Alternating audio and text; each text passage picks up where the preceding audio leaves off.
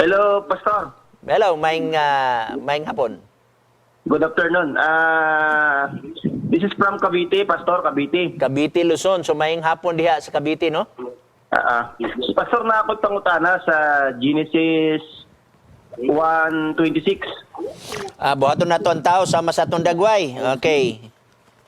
Pastor, basahin na ako. Okay, palihog. Pagkatapos, sinabi ng Diyos, ngayon, likain natin ang tao ayon sa ating larawan, ayon sa ating wangis.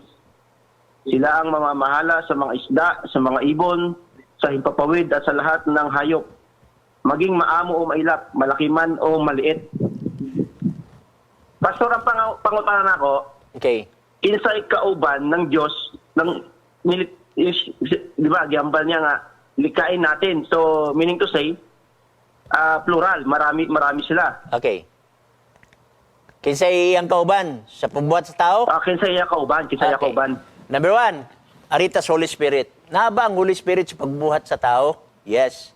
Job chapter 33 verse 4. Atong tanawon ha.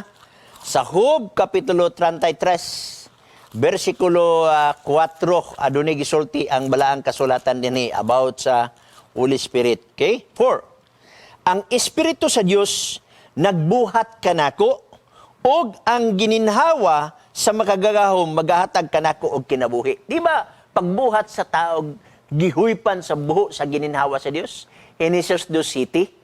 Diha ang Holy Spirit ug nag-ingon ang Biblia, ang Espiritu sa Dios nagbuhat kanako. So siya mismo nagsulti. Ang Espiritu sa Dios nagbuhat kanako. So na ang Holy Spirit naabasab si Jesus Christ sa pagbuhat sa tibuok na kalibutan sa creation days. Yes na. Aton tanawon igsoon. Arita sa Colossus kapitulo 1 bersikulo 15-16. Ato makita dinhi nga diin it refers kan Jesus Christ nga gisgutan dinhi sa Colossus 1:15 o 16. Akong basahon. Okay? Sa bersikulo 13 nagisgot sa anak of which mao si Jesus Christ. 15.